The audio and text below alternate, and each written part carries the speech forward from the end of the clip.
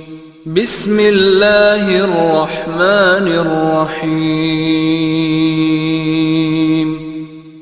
السلام علیکم ورحمۃ اللہ وبرکاتہ۔ نحمدہ ونصلی علی رسولہ الکریم، اما بعد۔ پیام مرگ سے دل کیوں تیرا درد نکلتا ہے، پیام مرگ سے دل کیوں تیرا درد نکلتا ہے، مسافر روز جاتے ہیں یہ رستہ یوں ہی چلتا ہے، مومن کبھی موت سے ہوتا نہیں خائف، مومن کبھی موت سے ہوتا نہیں خائف، ایمان کا جوہر ہے بس اللہ سے ڈرنا، عمل سے زندگی پر غافلوں کا فخر کرنا ہے، عمل سے زندگی پر غافلوں کا فخر کرنا ہے، یہ جینا کوئی جینا ہے کہ جس کے ساتھ مرنا ہے، جگہ دی لگانے کی یہ دنیا نہیں ہے، جگہ دی لگانے کی یہ دنیا نہیں ہے،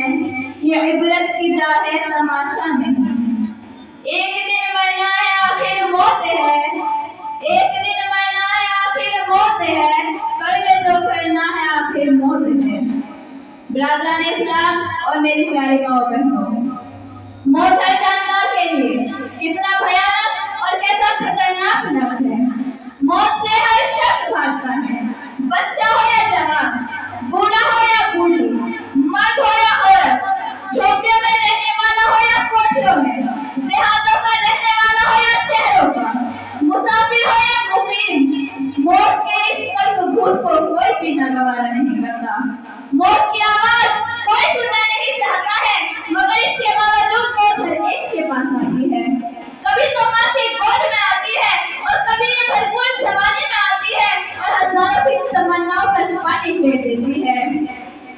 اور کبھی یہ بڑھاپے میں آتی ہے، بس موت ہر ایک کو آتی ہے، فرق اتنا ہے کہ آج ان کی کل ہماری باری ہے، اسی کو اللہ رب العزت نے اس طرح بیان فرمایا ہے، اولئک الموت الذین تفرون منہ فإنہ ملاقیکم۔ اے نبی فرما دیجئے جس موت سے تم فرار کرتے ہو وہ قریب ضرور ملے گی، اور تمہیں اس مالک کی طرف لوٹنا ہے جو تمہارے ظاہر اور باطن اور اندر و باہر کا علم رکھتا ہے، اور پھر قیامت کے دن جب نفسی نفسی کا عالم ہوگا اور تم اپنے اعمال سے تنبیہ کرو گے، اگر تم نے خدا اور اس کے رسول کی اطاعت اور فرمانبرداری میں زندگی گزاری تو نامہ اعمال تمہارے دائیں ہاتھ میں دیا جائے گا اور فرشتوں سے کہا جائے گا اسے لے جاؤ جنت میں داخل کر دو اور یہ پیغام سنا دو کہ آج کبھی تمہیں موت نہیں آئے گی، لیکن اگر تم نے خدا اور اس کے رسول کے قانون کو توڑ کر مخلوق خدا کو تکلیف دینے میں زندگی گزاری، تم نے حلال کو حلال اور حرام کو حرام نہیں سمجھا تھا، رشوت اور سود سے تم نے اپنی جیب کو بھرا تھا، یتیم اور بیواؤں کی دولت میں تم نے نافرمانی کی تھی، تو کل قیامت کے دن ناکامی کا جھنڈا پیچھے کی طرف سے بائیں ہاتھ میں دیا جائے گا اور فرشتوں سے کہا جائے گا کہ اس کمبخت کو لے جاؤ اور اسے جہنم میں ڈال دو۔ حاضرین مجلس، دنیا میں انسان دولت کمانے حاصل کرنے کی بڑی کوشش کرتا ہے، راتوں میں جاگ کر دنوں میں تھک ہار کر خون پسینے کر کے جمع کرتا ہے، لیکن جب اس کو موت آتی ہے اور اس کی روح پرواز کر جاتی ہے تو لوگ اس کی ساری دولت لے لیتے ہیں، اگر اس کے بدن پر کوئی زیور ہوتا ہے تو معمولی ہی کیوں نہ ہو اسے بھی اتار لیتے ہیں، اسے اپنی دولت سے سوائے کفن کے کچھ حاصل نہیں ہوتا، کوئی چیز اس کے ساتھ نہیں جاتی، آج دنیا کی کوئی اسے اپنی دولت سے سوائے کفن کے کچھ حاصل نہیں ہوتا، کوئی چیز اس کے ساتھ نہیں جاتی، آج دنیا کی کوئی چیز اس کے ساتھ نہیں ہے، صرف ایک ہی چیز اس کے ساتھ رہ جاتی ہے، وہ ہے اس کے اعمال، خواہ اچھے ہو یا برے۔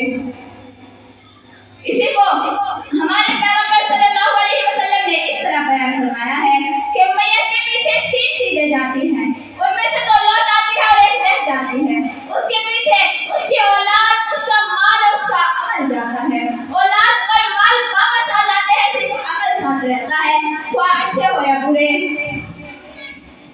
سوچنے کا مقام ہے وہ عمل جو قبر کی کٹھن گھڑی میں کام آنے والے ہیں، وہ ہمارے پاس کتنا ہے، اور وہ آل، وہ اولاد، وہ مال، وہ متا جو اس مشکل وقت میں ہمارا ساتھ چھوڑ دیں گے، اسے جمع کرنے کے لیے ہم کتنے فکر مند ہیں،